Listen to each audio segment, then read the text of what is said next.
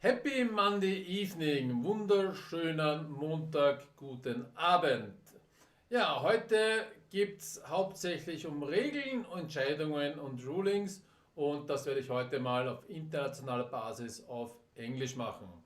I want to welcome all my guests to my Monday stream. Today I will talk mainly about rules, regulations and some decisions, and that's why I will start to stream in English.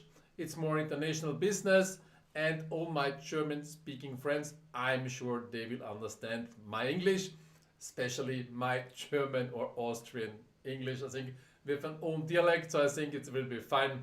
Everybody will understand me. Yeah, I've already some posts about interviews. I think this is like quite too early now, so I will answer them in the chat quite later. Yeah, as usual, first I have to thank to my partners Win Today Poker, which is the only officially online poker site in Austria. I want to thank Rebuy Stars. This is a big casino group in Czech Republic and Slovakia, mainly in Prague and Bratislava. And for sure, my content information website, the most important and biggest in the German-speaking market, Poker Firma. And Rosie, thank you all my partners to support me, and not only for the stream, but to also support me in the past and in the future. So really looking forward for also successful years all together. Yeah, what's quite new in the poker business? What's happened the last week? Nothing special. I think everything is still under COVID-19 restrictions. King's Casino has like kind of normal business and various kind of very successful numbers. Rebuy Stars Bratislava had a big fight with Banco, we all remember, 3 tickets, but finally they had both of them reached very close to the guarantee. So, and this week Rebuy Stars Bratislava has a big Rebuy Stars series with 50,000 guarantee. So at the end, let's see, the fight will go on with Banco Casino. So I'm really looking forward to this craziness. But the end for the poker community, let's say short time, it's quite good to pick up some nice prize pools. Yeah, what else? In Germany, most of the Spielbanken now offering cash game. So in France, they're offering cash game, some small tournaments going up, down. And if you like crazy tournaments like Pot Limit Omaha Progressive Knockout, in Prague, in the city center, in Casino Sovereign, there is like a 1,000 euro PLO, Progressive High Roller, with 20,000 guarantee, a really fun event. And in Casino Luka, which is a small casino in the outside district of Prague, will be also like a 40 euro tournament with 40,000 guarantee. So for a smaller bankroll, if you want to spend a nice weekend in the city center of Prague, And the casino is like 50 minutes by underground, so the end it was a very nice tournament. Yeah, and Win Today Poker, they have like a mini series plus the Twister Summer Cup, which is my preferred tournament. This last week was not running that good, my Twister flips, but we all know that's poker. So I hope you're fine. You have a very, very good week, successful, or maybe you spend a really nice holidays. And then now we can go deep in topic. But also good news, but very good news. My first bottle of vodka is empty, so finally I can open the second one. Thank you, Mauti. That's your bottle now.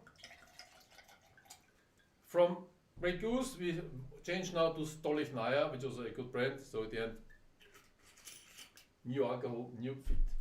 Yeah, we will talk about today about some rules, regulations. First about some decisions. I got some questions, and I collect all the questions which I got the whole of the year on Messenger or on private chats.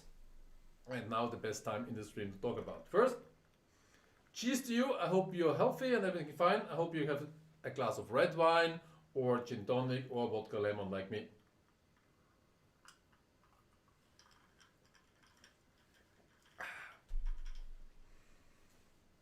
Oh, hi Thompson. Welcome back. Cheers from Bodensee. Yes, Lake of Constance. Very nice area. Also like a very, very big poker area right over there. We know there was the Concord, there was Casino Austria, now there are all the casinos in Liechtenstein. So I think it's a really like a very, very, very well-known poker area around the Bodensee. So I think really, really nice. Okie dokie. Let's start. Not wasting time. We all want to go out, to go some hurrying and enjoy the time. So we jump directly to some rules and regulations. So the first decision, you can read it, that player A shoves all in. The in is missing, by the way. And player B is asking how many chips does he have? Should be has, right? No, but whatever. So, and the dealer says without counting chips, around 8,500, 8.5k. Okay, so then the player B calls the bet and player A wins for sure the pot. And then the key dealer counts the stack of the winning player. And then the dealer says, now it's 13,500, please. So now player B is kind of shocked. You know, say, no, this I don't want to pay because you told me 8.5 and not 13.5. So this situation happens very often in the poker business, on the poker tables, a miscount. So at the end it's like really very often at the end. So at the end, what's the ruling right now? Yeah, at the end, it's kind of like we call it accepted actions. So at the end, yes, it's a wrong count, but it's the responsibility of the player. There was one situation in the Concord, like really like 15 years ago in the cash game, was very similar. I will tell you later, but now I will jump back to the ruling of this hand. DDA and every tournament rule saying accepted action. So it means, we don't have to read the whole text, but it means that a player accepted the action of also like the count, or also if there's a miscount. So it means if the dealer or another player telling me a certain amount and this amount is wrong, I still have to pay the correct amount.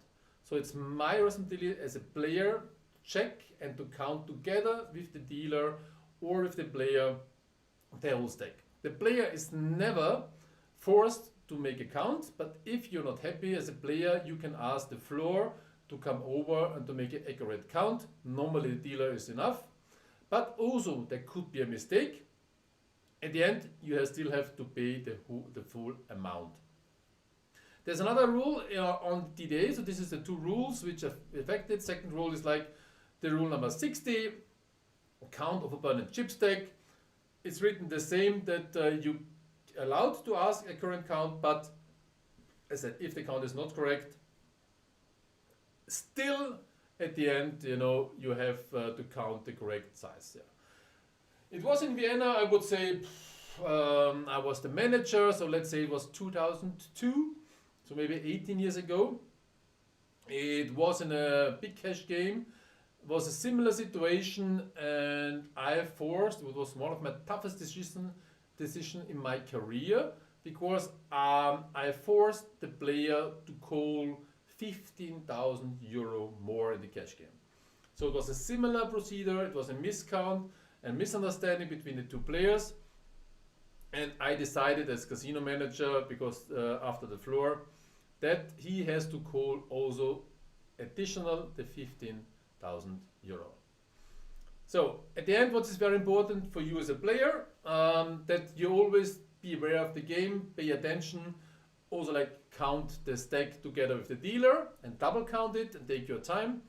On the other side, it's also very important for the staff, floorman or tournament director, to force the player to stack the chips always by 20.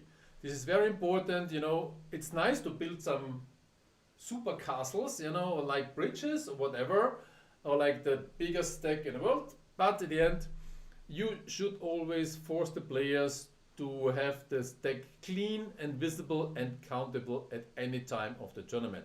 So then also like these mistakes happen less. So this is very important, but if there's a mistake, still the player has to call or pay the correct amount. Some years ago it was a little bit different. We had a different ruling. It was like up and down, depends who is the winner. So if the player had a miscount from the dealer and he lost the pot, he has to pay less. If he wins, he gets the maximum. So this was a minimum maximum rule, more complicated, more argue with the players. So this rule now is international, quite clear and easy. So everybody doing at the moment the same. So it's much, much, much better than it is right now. Okay, then we have another ruling, which is also like happened sometimes in like tournaments or cash game, that one player, in this case player A, bets 1,000, and then player 2 just throws in 2,500 without any announcement, not raise or not the amount, and player A thought it's a call, and he just turn over his hand and say straight. And then the dealer says, sorry sir, the other player raised and called the floor. So also this decision is in the sense of the game. There is no advantage at this moment for player A. He called already kind of like, he can call the bet now. Player B didn't open his hand. So at the end, player A has still the options to call the bet. There are some arguments which could be like different decisions. For example, if player A bets, B calls, then A opens his hand, and then also like player B opens his hand because he's now thinking, okay, he called the bet.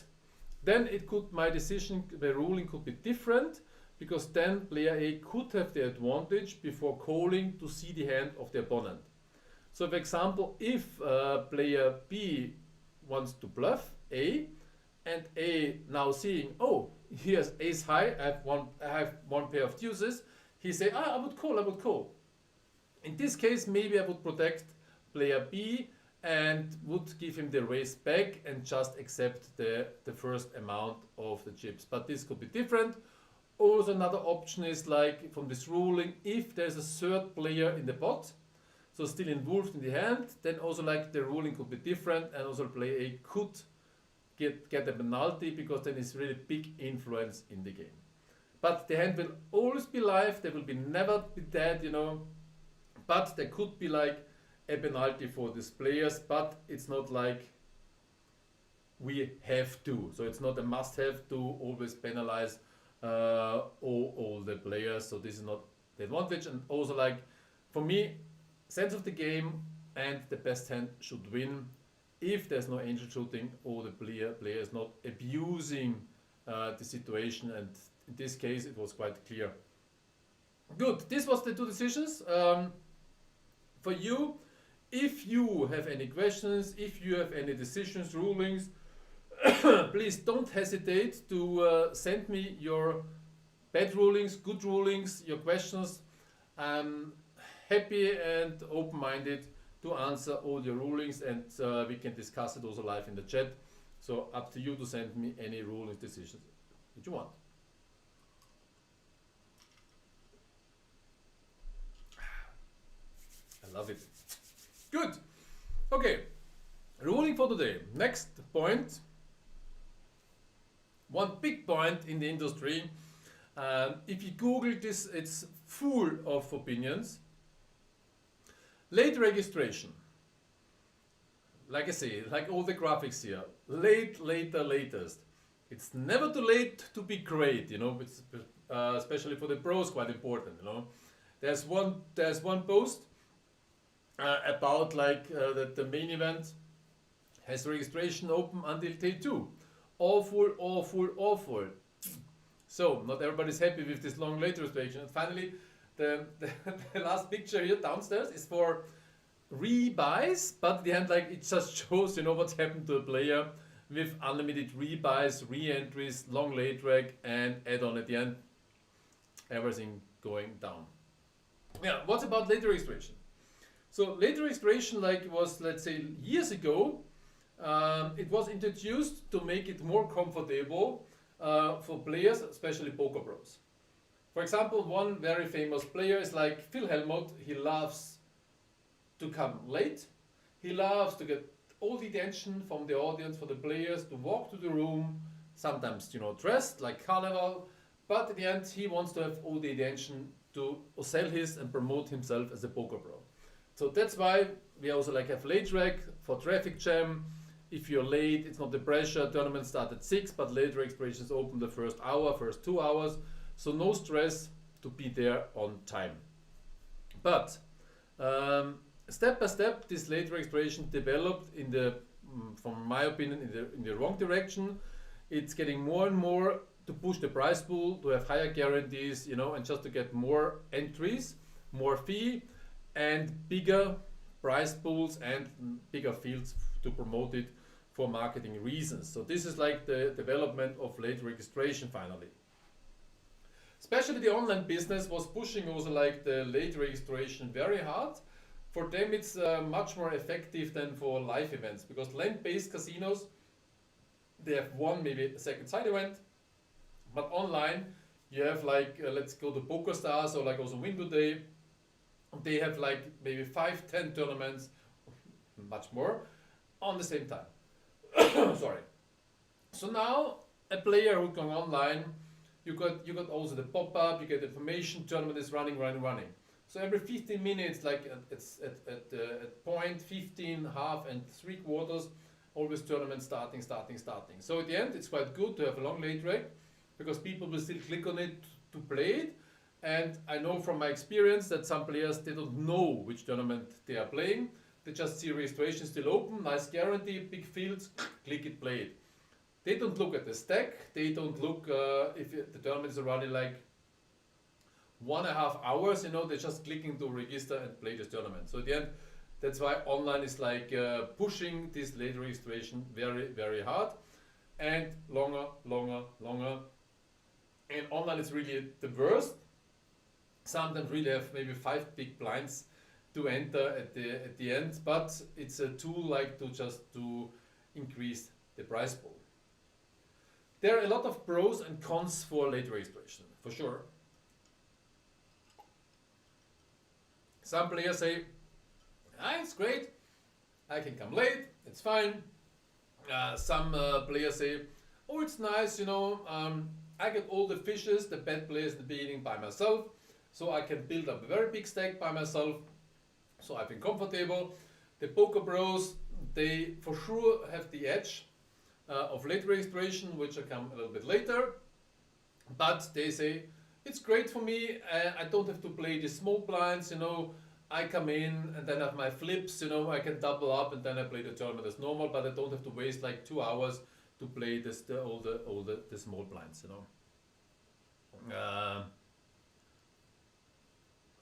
Yes, Thompson, you're right. There's a big difference between live and online poker, but the mathematics behind and the advantage and disadvantage for a recreational player or poker pros stays the same. It's just a different for sure for online and live, but at the end it's still like at the end it's a little bit the same. Some players say they're avoiding later stage because of the all-in nonsense, because in like tournaments sometimes the player just try to double up very fast at the beginning because we have unlimited re-entries the first 12, 14, 15 levels. So whatever, I try to get a big stack as soon as possible to dominate my table and then have a chance also like to win the tournament much better than like the small stacks. This is also the combination of unlimited re-entries and late reg, which is the worst in the industry. Which is quite funny because like there was like some online sites, they were especially pushing, also land-based casinos, pushing late registration longer and longer, and more flights and unlimited re-entries. And now some of them changed their mind, you know, and you can find some podcasts about it, and they say, no, we have to stop it, and it's not good, and blah, blah, yeah. It's not good, but we knew it since beginning. That is not good for the poker industry to have too many flights, too many re-entries, and too long late reg. But in the end, some people try to change their mind, but in the end, like nobody changing their system, the structure. Also, like after Corona, everything is coming back as it was before. Everyone was talking about freezer tournaments, less flights, shorter late reg, more skills, you know. And what happened? At the end, nothing. Everything is like it was before.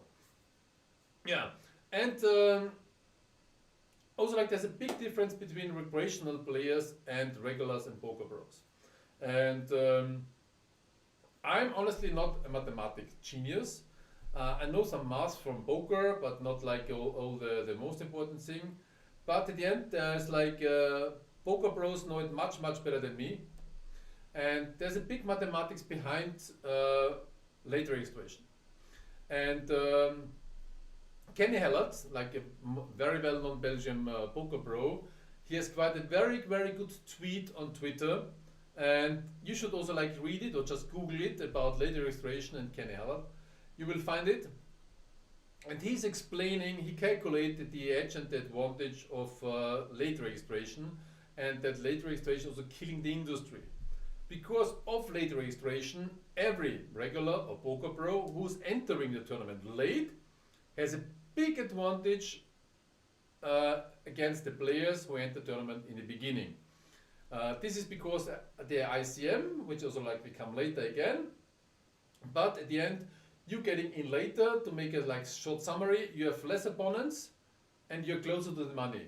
And all these figuration, these factors all together, you enter late, you have less opponents, you're closer to the money, to the ETM, so your chances are quite higher, much higher to get in the money than when you start the tournament in the beginning.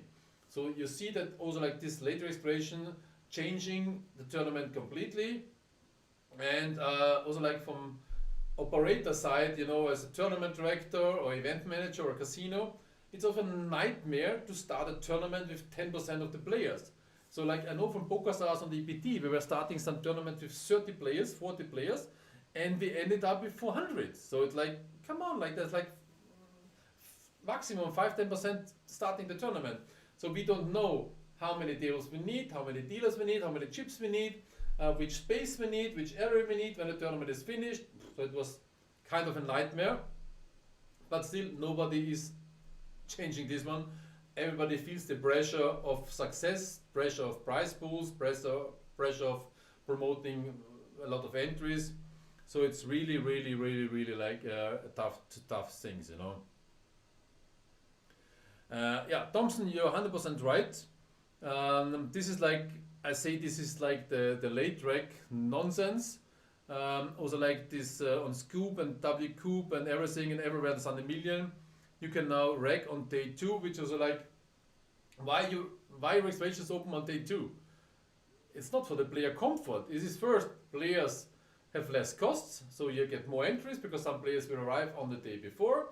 You have like more re-entries because if you're tired at night, you get 2 bad beats, you know, you will go home, you go to sleep because I go to sleep, I wake up in the morning, take a night breakfast, and then I come back in the morning before we start the tournament and I can enter again. So it's just like, it's not like to make the quality of the tournament or the player experience much better. No, it's just because to get more entries and a higher prize pool. This is like, I would say, quite disappointing that it's always like this and nobody is really trying to change the system. I took a short look on EPT, WPT and WCP. There's not a big difference between all of them. The late reg is always very similar. You just see that like EPT with less guarantees, they don't have this pressure of long late reg. Other sites, you know, online and tournaments, they have more pressure of bigger prize pool. So they have to change the structure. They have to change the late reg just to push it and try to reach the guarantees. And also like WCP, they have like a normal standard late reg, like all the sites together. The only difference you can still see, higher guarantee, longer late reg. So at the end, there's always like the goal, we increase the late reg, make it stupid with maybe sometimes 5 big blinds, you know, so it's nothing to do with poker anymore to have this late registration. And I don't know exactly, but if you run a casino business and poker business, I know one thing for sure, land-based and live, you don't earn any money and make any profit from tournaments. So what's the result from long late registration? No chance of cash games. So the point is like you get why we're running poker tournaments. It's a marketing tool to get players to an online casino for sports betting and slots, and the same is with land-based casino. We're running poker to get players to the casino. There's some social competence, but the biggest part is like to get players in a casino. So if you have late registration now until midnight, 1 o'clock in the morning, starting at 6, you don't get any players from cash game and live gaming, roulette or slots. The players all stay in the tournament because of the long late registration.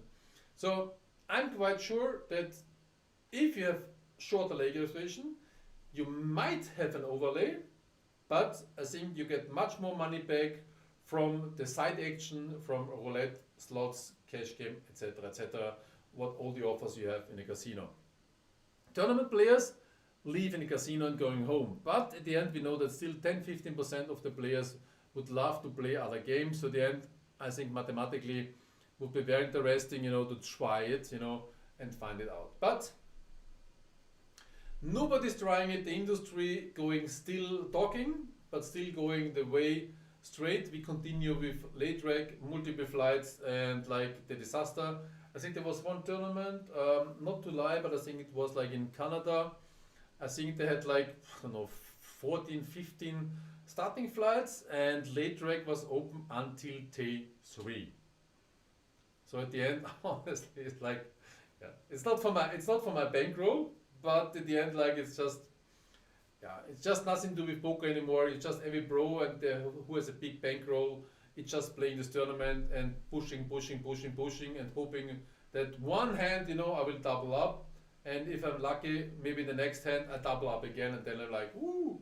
So at the end, yeah, nothing for me. I would love, honestly, freeze out. I think it's also nice, but a side event, because freeze out tournaments is the problem. Also, like with not too long late reg, the player will not drive to a casino 3, 4, 5 or 2 hours, you know, to have only one ballot.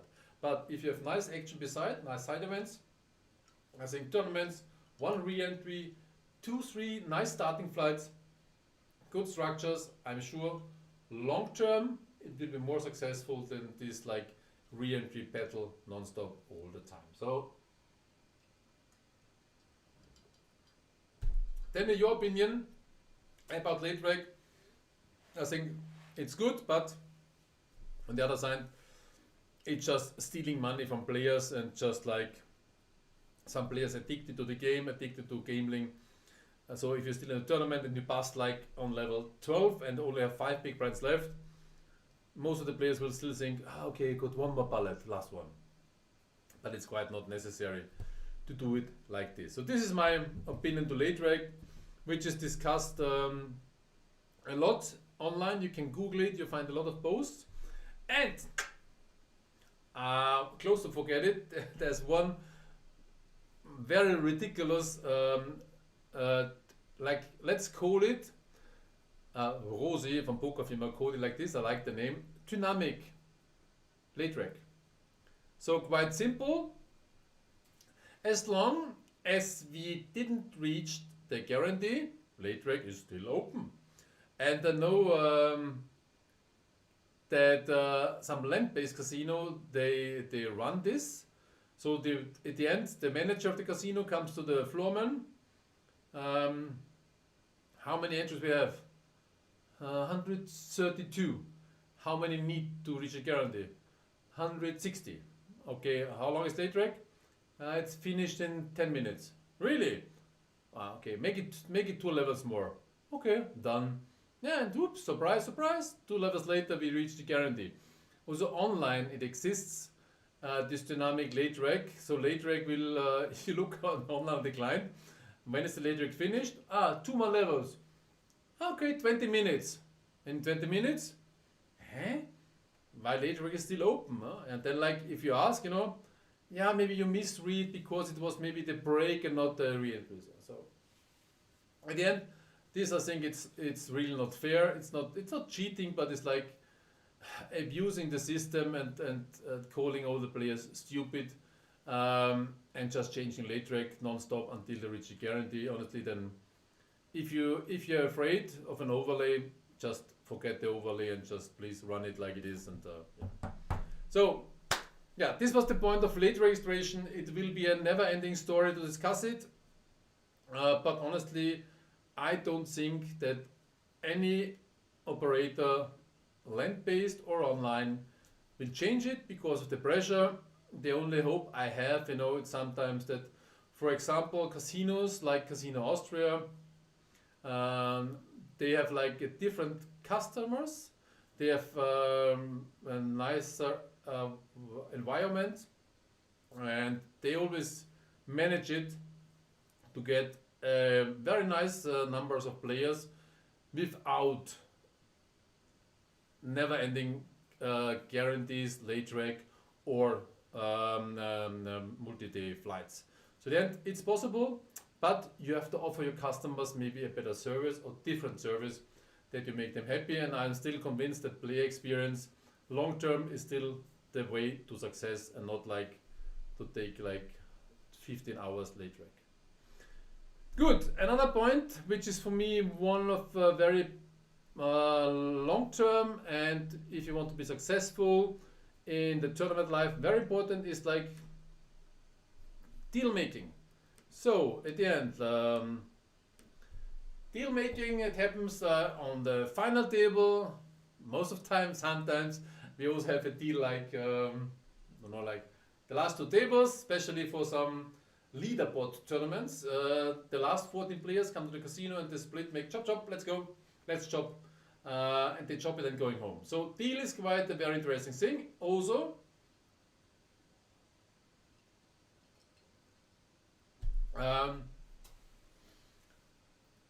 international. In France, deals are not allowed. One of the most stupid rules ever in France. So we call it deals are allowed, but only toilet deals. So at the end, all the players asking for a break, they don't get a break. But if they have a break, they go to the toilet, and at the pissoir, I don't know it's a word in English, we make a deal. Okay, what deal we make? Let's chop chop or make it make ICM deal. Wait. Then it's ready. Then we look at the phone. First I have to wash the hands. Then I wash the phone, and then fine, done. Okay, deal. No, shake hands. Let's go. So this is France.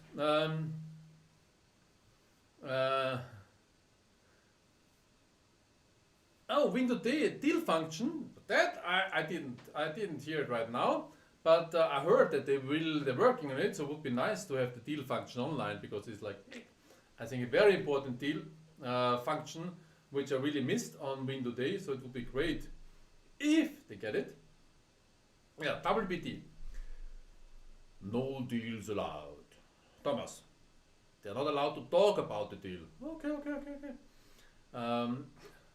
Nonsense, because like we're not allowed to talk about deal. We only have to promote and publish afterwards the official end of the tournament. And what happens, you know? So the winner takes home 500k.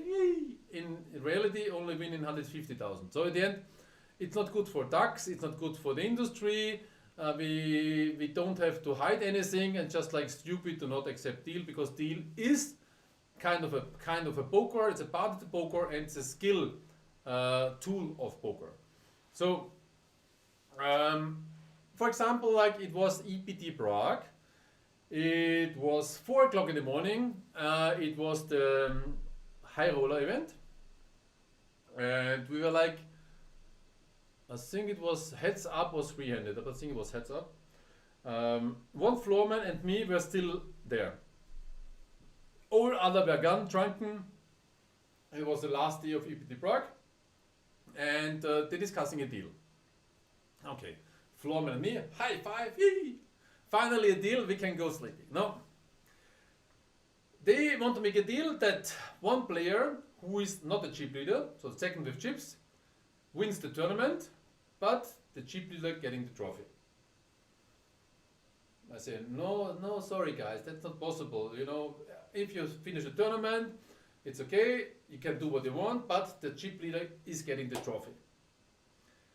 And it was Mustafa Kanit, one very nice, friendly, and very successful poker player from Italy, told me, Thomas, it's stupid, Thomas. Let's make it simple. We can make chip dumping. We play 2-3 hands, you know. It's stupid. I can pass all my chips to the other players and then make a deal, you know.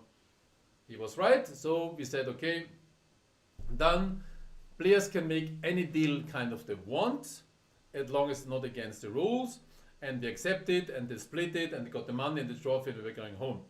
So this comes back to the rule. There's no deals allowed. The player always making a deal, and I know that from one tournament with WPT, that the big problem, deals are not allowed. So what did the player do? It was in the States.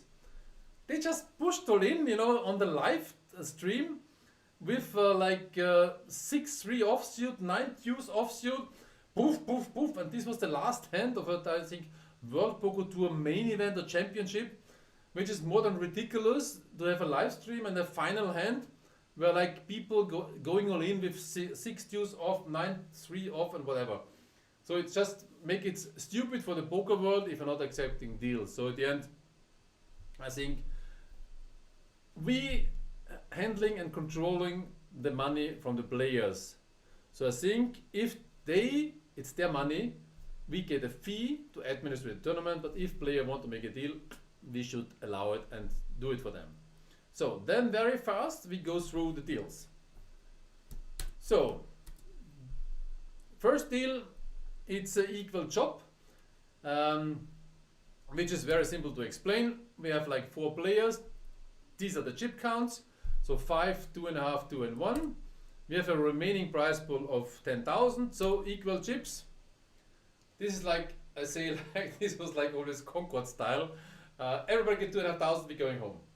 So this is like the deal which in a smaller casinos, poker clubs, friendship tournaments, you know, sit and goes. It's very popular. If I play with friends, nobody wants to calculate any chips or ICM deals. We just want to go home or play another one. So which are, okay, let's chop, equal chop, and we go home. Very simple, easy, and handleable. Then we have also like another point of like chip chop. Chip chop, it's getting closer and more fair to a tournament. It's like, let's say, less friendship. It's more mathematics and skills. That's why we call it chip chop. So we also have like the chips 5, 3 and 2,000. This example, we also have a prize pool of 10,000. And very simple and easy, like the first player has 50% of the chips. So he receives 50% of the prize pool. Same for the second and the third player. So this is like also like a chip chop, which is kind of very popular and it's quite a very fair model. Let's say ICM, which we're talking later, it's like the perfect tool, but I say chip chop, It's a very fast and easy tool, and you don't need any assistant help or a special calculator to it. And then finally, it's the ICM, the independent chip model. What's this? I would say it's an upgrade of the chip job, where you're calculating the chips, sometimes the position, and the outcome of a tournament. So, chip job is just calculating the situation now. You have 50% of the chips, so you're using 50% of the prize pool. ICM is calculating the end of the tournament. What is possible? Who can win? What's the percentage for you to win this tournament? And what kind of possibilities we have. Example, ABC. These are the chips. And we have now other prize pool 20, 12 and 8K.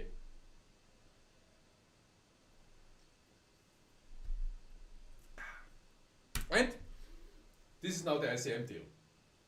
So it looks standard.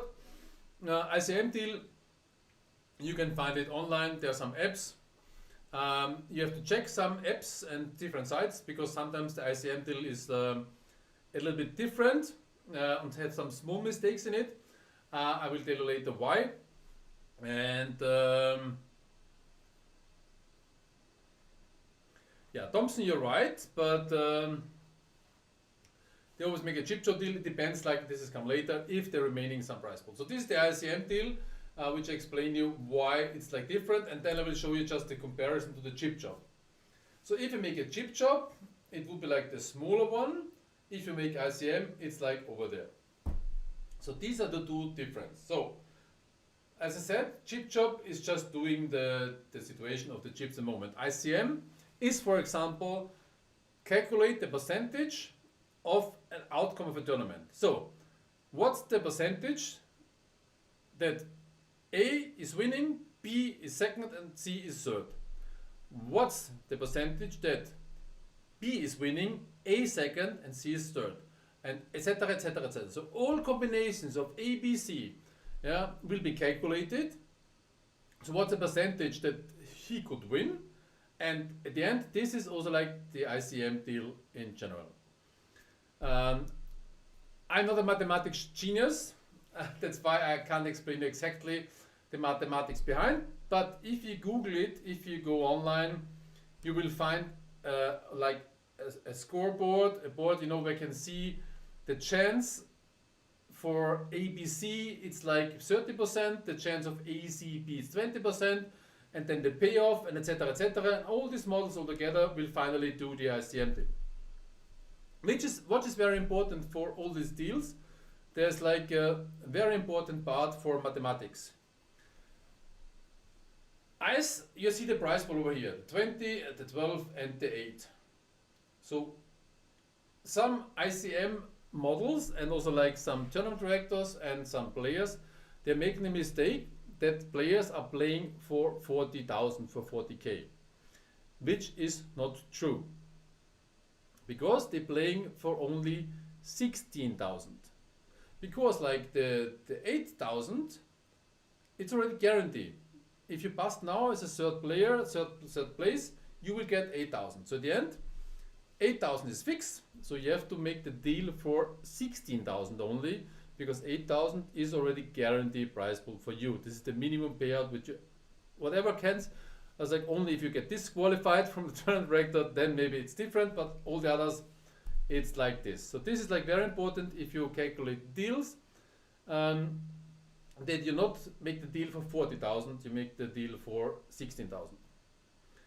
And there's also one important thing, like if you make deals, especially in big tournaments, like on EPT, we're forcing players, they have to play for 10%, 20% of the remaining prize pool. Same over here. The remaining prize pool is not 40,000 at the end, you know, sometimes, because then they have to play for 4,000 extra, which is a huge amount if you see like this. But the remaining prize pool is 16,000. So at the end, you should play for 1,600 extra. So this you also have to calculate in the ICM deal, which also changed the ICM deal. And this I will show you, if you can see it on my small Excel sheet. which we all use to calculate the ICM deal. And the ICM deal is very important. Here's the remaining part. What players are playing for. Normally, they're making a calculation and say, okay, we're playing for 1,000 extra for the winner. This you have to take away from the prize pool. Then you have to calculate. But very important, if you take 1,000 away from the prize pool, you also have to take it by percentage to take it away from the players.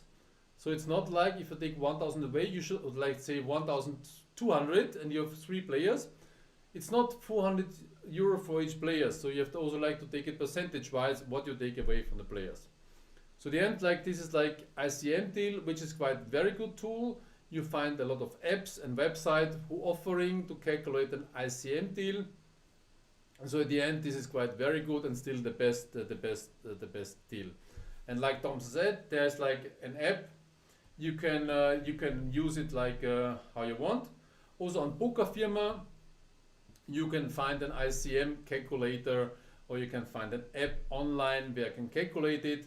But at the end, be aware. Don't forget to take away the guarantee price.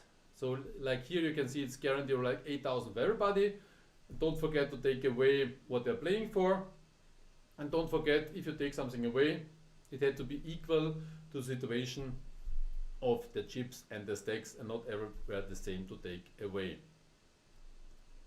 And for you as a floor or you as a player, it's also quite important to take care about how is a deal, how it's done, how is the procedure, what is the floor tournament director doing. So you should also inform yourself about the casino regulations, the country regulations, and whatever is going on. From my side, PokerStars and EPT is doing the best. The first one, a deal has to be discussed on the table, on the stream, in the presence of the tournament director. So nobody can cheat, nobody can try to get a big advantage, and it's very transparent, which I love the most. Also, like in one rule, it's very important for you, if you're a beginner, the first time in a big tournament, you're kind of nervous, shaking, you're 300, 400, now they're asking for a deal. You should drink vodka, it helps a lot. And you're allowed to have one consultant. So what we try to avoid is that like 20 people to 10 friends, 5 friends there, the 20 people on the final table now and discussing all together the deal. No. It should be very clear. 3 players, 3 consultants, 6 player maximum. We discuss a deal. You give them some time, but also like after 10 minutes, 20 minutes, you just force them, say, okay guys, I need a decision, otherwise we continue playing. And nowadays was very important, I had a very, very funny situation, EPT Monaco main event. Don't ask me when. We had like heads up and the player were asking for a break for a deal. As PokerStars and EPT is very transparent, we can offer them a break anytime because nothing to hide. So they were staying on the table, discussing a deal, everybody had one consultant. I try to listen to them, but I should not influence them or update them or ask them any question. I'm just there to observe and listen what's going on. Okay, finally, after 5-10 minutes, I could feel there's no agreement, so I said, okay, guys, 2 more minutes, then we have to continue play. Okay, 2 minutes, we played. We played 2 hands. Can we talk about another deal? Okay, so break, ask again, say, guys, but 5 minutes, not the story again. Okay, after 5 minutes, no deal, continue. You know what was the problem? Maybe you know it already, maybe you've seen it in the stream. The player himself wanted to make a deal, but he was playing only for some 15 or 20% himself. So he got stacked by another player, which was whaling his tournament, And the guy who stacked him said, "No, you are stronger. Continue play. You will win the tournament. There's no reason to deal. Come on, take all the money. You don't have to make a deal." But the player himself, he was like, he wasn't self-confident anymore. He said, "No, but I want to make a deal." Okay. Finally, they discussed again a deal, and then at the end, no deal. But the player who stacked, the active player, covered the deal. So he told his horse running for him, "You know what? I guarantee you the deal." So it's kind of, they're playing for 1 million of prize money. The official payout was 600 and 400 or 650, whatever. So he said, "I guarantee 500,000, but we make no deal. You continue and win the tournament." For the player, it was okay. He agreed the deal, internal, but he has to continue. And I think this is one of the most strange and stupid and ridiculous situation, that a player continue to play a heads up of a main event, but he has already a deal with the guy who stacked him, so he's playing like for just for him, but for himself, like, done. I have 500k no matter what happened, and no surprise, he lost the heads up. So at the end, at the end, the guy who stacked him had to cover his difference. So at the end, this was the outcome of the deal, And yeah, Thompson is right for sure. Like, every deal has to be confirmed by all the players. This is also a procedure. The tournament director, we do it also by signature. But before I step away from the table to prepare the paperwork, I look at the players face to face and ask him, like, "You agree to the deal? You agree to the shit?" Because we write it down, they can see it. "You agree to the deal? Yes. You agree to the deal? Yes. You agree to the deal? Yes. Okay, fine. Good. Deal done. Ladies and gentlemen, continue to play. Good luck." Then we prepare the paper, we print it, and then everybody has to sign it, so that we are also like safe, and also like we publish also like the official deal results, and not like kind of some fake results what we do. So that's the point of deal making in tournaments, which is a very interesting part, and I would say also like a big skill. And I think that regulars and poker pros, they have a big edge in deal making, because they know what kind of factors you have: your position, your skills, your flow, the mathematics model, the blind structure. So there are so many factors, you can calculate in the moment to make a deal. And so at the end, I would really train it and try to discuss it. And online, I think the most of the have a software for dealing, but still you have to train it, think about to know what's the best deal, what's not the best deal for you. And I think you just train it and download some software. Yeah, that's the deal making. That's late registration. That's a lot of stuff and a lot of funny stuff. And like stacking, this was like, I think it was also like, it was in Monaco, the high roller event, the super high roller, when Mustafa Khanit was heads up with Ole Skemyon. The funny story was also like, there was no deal. You know why? Because Mustafa Khanit had 50% of Ole Skemyon and 100% of himself. So at the end, nice situation if you play heads up, the super high roller, and at the end you have like 100% of yourself and 50% of your opponent, just opposite. So this, I think, it's quite a very, very nice nice feeling to play the super high roller in Monaco, and you're like really in the money.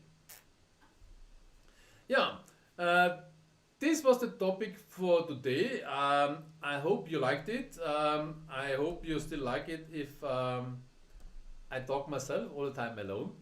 But sometimes it's good to talk about rules and regulations. I like it a lot. This makes the life of a tournament director really interesting. Situations like this, thrilling, adrenaline, if you go to the table and don't have any common decision, so really like not stomachache, but it's like sometimes big decisions, rulings. You still go there to the table, not nervous, but you're still like you're really curious what's going on the table. So that's why I love to talk about rulings, regulations, and about late registration, and also like about deal making. Yeah, I hope you liked it a lot. Please, if you have any questions or you want me to talk about any other topics about registrations, structures, big blinds, small blinds, different games, tournament locations, decisions, stupid rules, more stupid rules, the stupid rules. Yes, you know the most stupid rule in the world? That at the end, like it's the why the player has to sit on his table last card and not first card. I still hate it, I still don't like it, and I really want to change it. And one day I will fly to Las Vegas to the DDA summit, which we have as tournament directors from Europe. We are not so welcome. We can sit in the audience, but in the end, like then we're facing 60 US guys, and ja. Ein Innenstich. Super Stream, Thomas, war sehr interessant. Danke herzlich. Freut mich, wenn es euch gefällt. Und wie gesagt, oh, I'm switching German. Thank you very much for the comment. Was very interesting. Thank you. It was a pleasure for me to talk to you. I really like it to talk about this, I said. And as I said, I'm not focused on always numbers and stream numbers and followers because I can't reach 1 million followers to talk about poker rules. But I think it was a missing link to offer the community a possibility to ask questions about rulings, decisions and regulations in the poker business.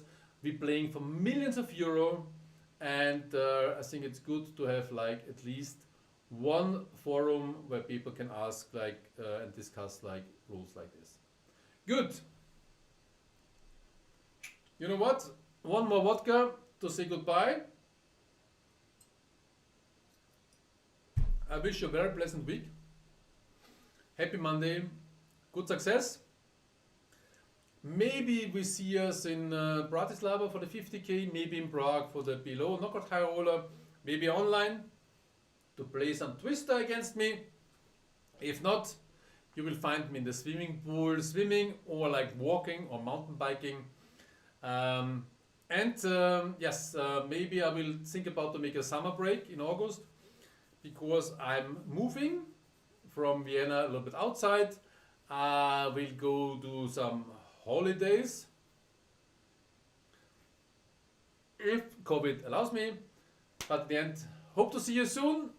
See you on Monday. Text me if you have any questions. And I wish you a very nice evening and stay healthy and good luck at the tables. Cheers and bye.